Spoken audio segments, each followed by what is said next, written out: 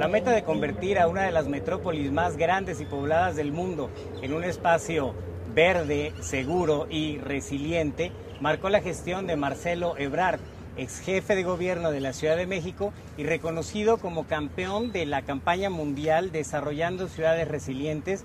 Mi ciudad se está preparando, quien ha tenido la atención de recibirnos hoy para compartir a detalle logros, retos y visión personal en torno a la construcción de la resiliencia. Señor Ebrard, muchísimas gracias. Hola, ¿qué tal? Bienvenidos a la ciudad.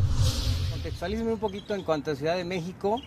Además de terremotos, ¿qué otros riesgos urbanos estamos enfrentando? Yo creo, mira, la ciudad tiene el riesgo sísmico que ya mencionaste. El último gran sismo fue el de 85.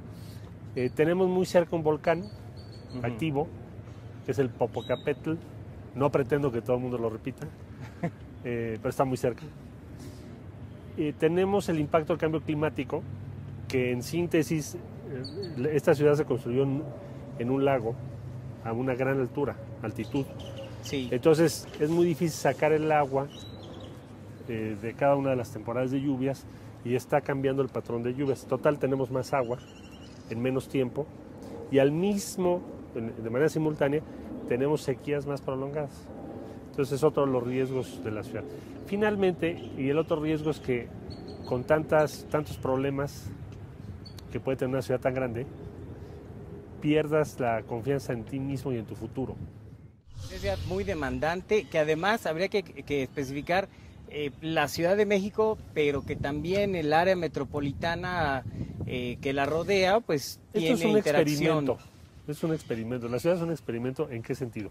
No solo por cuanto a la altura que ya dije, sino por el tamaño. Tienes 9 millones propiamente en lo que es la ciudad, pero en las zonas circunvecinas inmediatas un continuo urbano de otros 12, 13 millones.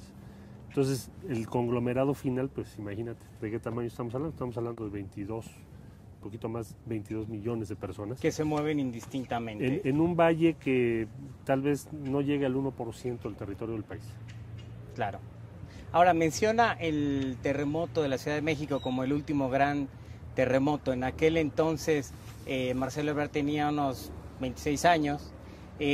¿Cómo empezó a involucrarse en esta agenda pública a partir del terremoto, si es que eso tuvo alguna determinación?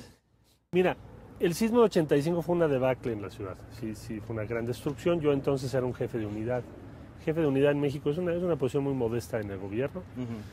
Y fuimos llamados, como otros jóvenes y compañeros, al programa de reconstrucción. La ciudad hizo una reconstrucción física enorme de viviendas en el primer año, enseguida del sismo. Se hicieron 40,000 viviendas, se trabajaron 5,000 frentes distintos y me tocó participar en todo ese esfuerzo con otros compañeros. De manera que ahí fue donde hice contacto, pude ver muchísimas cosas que tienen que ver con cómo te puedes preparar frente a un riesgo y qué debes hacer una vez que tienes una emergencia. Aprendimos mucho de aquella experiencia del año 85. Y yo diría que lo que me tocó hacer, por ejemplo, en la Secretaría de Gobierno, de aquellos años, organizar el primer sistema de protección civil que la ciudad no tenía. Te hablo del año 91, 92 y 93. Así como organizar la capacidad de respuesta. Y finalmente ya en el gobierno de la ciudad pues ya pude organizarlo como pensaba yo que se debía hacer y coincidió mucho y tuve la fortuna de tener el respaldo de la Organización de las Naciones Unidas. Ya una vez como jefe de gobierno, sí. No me voy al 2006, sí. Y cuando Marcelo Ebrard viene en un tercer periodo del partido en el gobierno y con amplio margen, entiendo 20% de ventaja, sí. ¿Cómo fue integrando los temas de reducción de riesgo de desastres o construcción de resiliencia?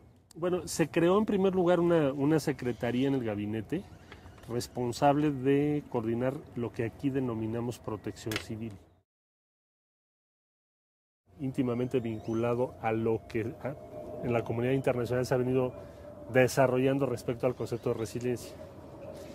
Bueno, ahí empezamos la construcción. Primero tienes que tener una instancia de coordinación, que tenga la capacidad y el peso para que no sea un tema marginal, porque la tendencia que tenemos en los gobiernos complejos de ciudades es que te absorbe demasiado lo urgente.